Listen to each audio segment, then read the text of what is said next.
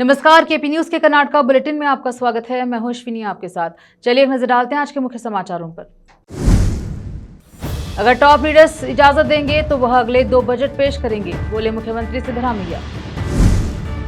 राज्य सरकार ने डिजिटल सुरक्षा पर जोर, साइबर क्राइम रोकने के लिए सख्त कार्यवाही की, कर्नाटका के होम मिनिस्टर डॉक्टर जी परमेश्वर ने कहा।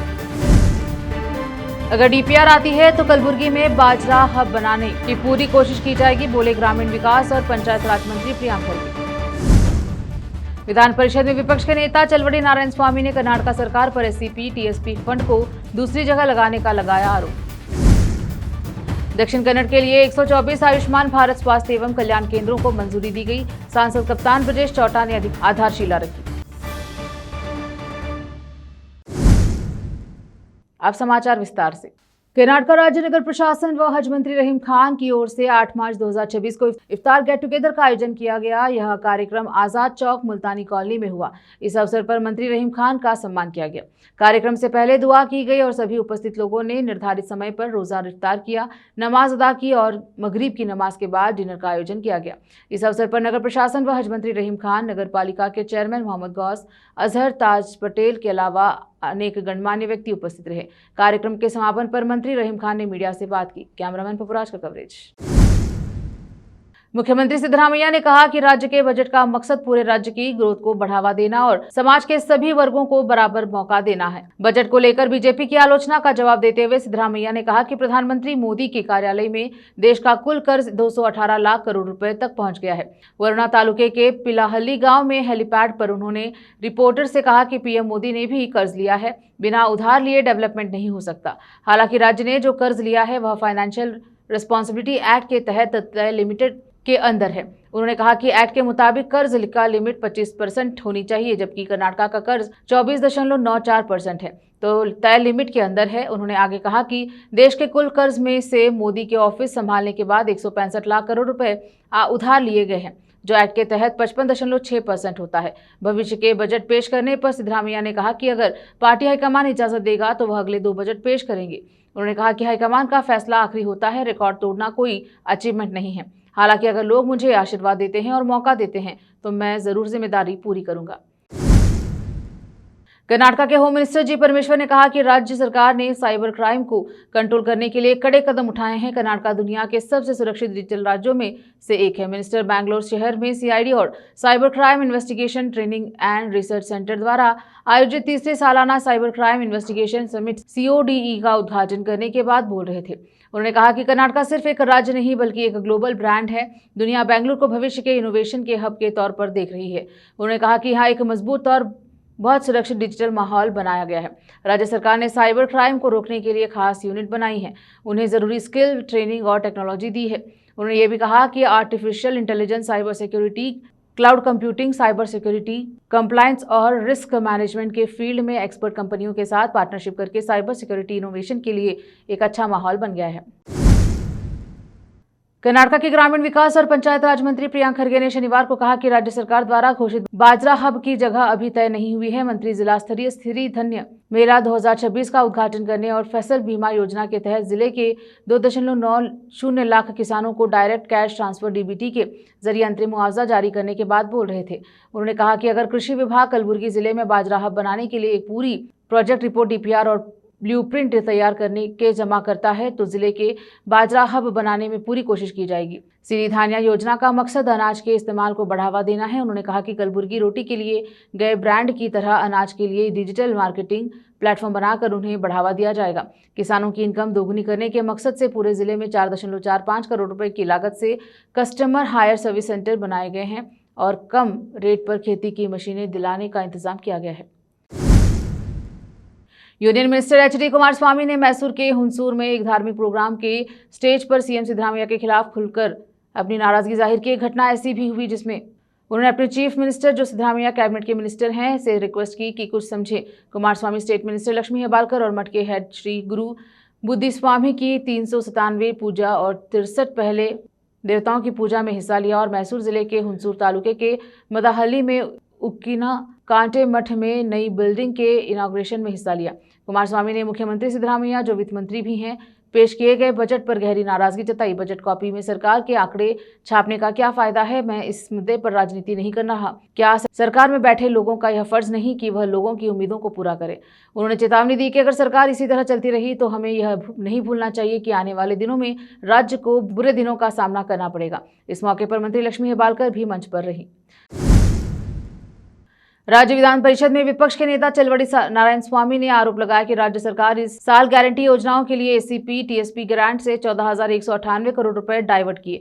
उन्होंने ये बात मुख्यमंत्री सिद्धरामैया द्वारा शुक्रवार को पेश किए गए राज्य बजट पर अपनी प्रतिक्रिया में कही कि बेंगलुरु में मीडिया कर्मियों से बात करते हुए बीजेपी नेता ने कहा, एसीपी टीएसपी ग्रांट के तहत राज्य सरकार ने 2023-24 में 30,930 करोड़ रुपए, 2024-25 में 49,122 करोड़ रुपए और 2025-26 में 42,017 करोड़ रुपए आवंटित किए, लेकिन इस साल 44,632 करोड़ रुपए। उन्होंने कहा कि 2023-24 से 1,56,701 करोड़ रुपए के आवंटन से समुदायों के लोग खुश हो सकते हैं, लेकिन असलियत बिल्कुल अलग है, क्योंकि उस फंड का 50% 76,350 करोड़ रुपए पब्लिक वर्क्स, सिंचाई और कुछ दूसरे डिपार्टमेंट्स के लिए डाइवर्ट कर दिया गया है। उन्होंने कहा कि बाकी 78,350 करोड़ रुपए में से सरकार ने गारंटी स्कीम के लिए 53,059 करोड़ रुपए डाइवर्ट कर दिए हैं। लेते हैं छोटा सा ब्रेक, जल्द लौटेंगे ब्रेक के बाद।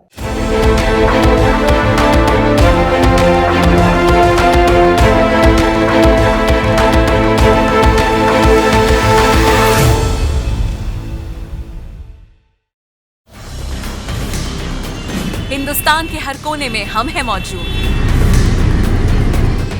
24 घंटे हालात पर गहरी नजर, खबरों से जुड़े चुपते सवालात,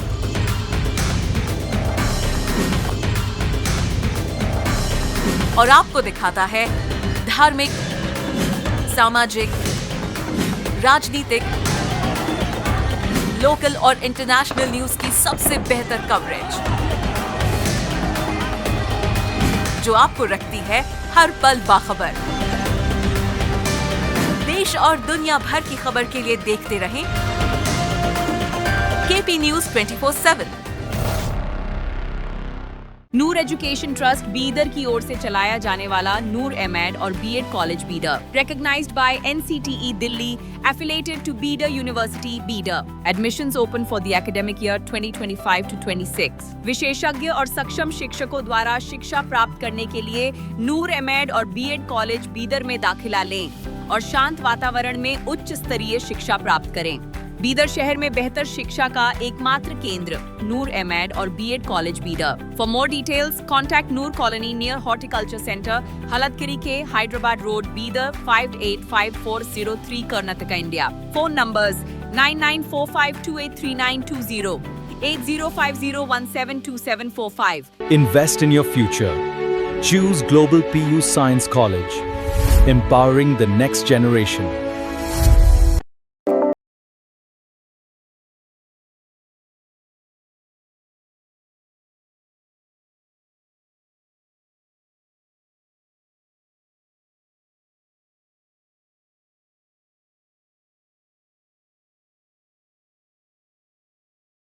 Study techniques to boost your learning.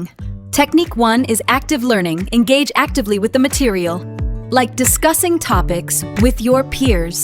Next is spaced repetition. Review material at increasing intervals. This helps strengthen your long-term memory. Technique 3 is time management. Break study time into short sessions. Also, take regular breaks to maintain your energy and focus. And finally, try teaching others and using concept mapping.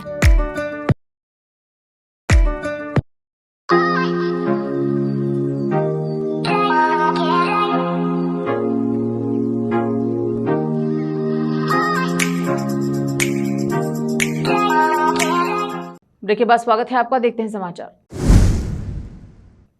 Police के अनुसार एक निजी आवासीय school में कक्षा 9 के छात्र ने कथित तौर पर हिंसक घटना को अंजाम दिया। आरोप है कि उसने एक छात्र की हत्या कर दी और अन्य छात्रों पर धारदार वस्तुओं से व लोहे की छड़ से हमला कर उन्हें घायल कर दिया। पुलिस ने बताया कि यह घटना शनिवार रात स्कूल के छात्रावास में हुई। घटना के बाद इलाके में हड़कंप मच गया। मृतक लड़का आंध्र प्रदेश का निवासी था। शव को पोस्टमार्टम के लिए Vijayanagar institute of medical sciences VIMS Bellary ले जाया गया है। अधिकारियों के अनुसार घटना के मकसद और इस्तेमाल किए गए हथियार का पता लगाने के लिए जांच जारी है। आरोपी छात्र को पकड़ने के लिए तलाशी अभियान चल रही है, जो कथित तौर पर घटनास्थल से तुरंत फरार हो गया। इस सीजन का तीसरा क्रूज जहाज रविवार को न्यू मंगलूर बंदरगाह पर पहुंचा। मार्शल आइलैंड्स के ध्वज के तहत चलने वाला नॉर्वेजियन क्रूज लाइन होल्डिंग्स द्वारा संचालित cruise liner MS siren Colombo, Kochi, Mangalore, Goa, Mumbai को कवर करने वाले अपने अंतर्राष्ट्रीय यात्रा कार्यक्रम के हिस्से के रूप में आज सुबह कोची से बंदरगाह पर पहुंचा। जहाज में 619 यात्री और 390 चालक दल के सदस्य सवार थे। क्रूज टर्मिनल पर यात्रियों का पारंपरिक स्वागत किया गया, जो तटीय कर्नाटक की जीवन संस्कृति और आतिथ्य सत्कार को दर्शाता है। पर्यटकों के लिए सुगमन्य अनुभव सुनिश्चित करने के लिए NMPA के विभिन्न हितधारकों के समन्वय की क्रूज टर्मिनल पर विस्तृत व्यवस्था की गई। दक्षिण कन्नड़ के सांसद कप्तान ब्रजेश चौटाला ने विधायक राजेश नायक के साथ मुडुपाड़ू कोड़ी में बटवाल में 11 आयुष्मान भारत स्वास्थ्य एवं कल्याण केंद्रों HWC की स्थापना के लिए आधारशिला रखी। आयुष्मान भारत स्वास्थ्य अवसंरचना मिशन और 15वें वित्त आयोग की योजना के तहत दक्षिण कन्नड़ जिले के लिए कुल 124 आयुष्मान भारत स्वास्थ्य एवं कल्याण केंद्रों को मंजूरी दी गई। इनमें से बटवाल में 11 केंद्रों का निर्माण कार्य अब शुरू हो गया।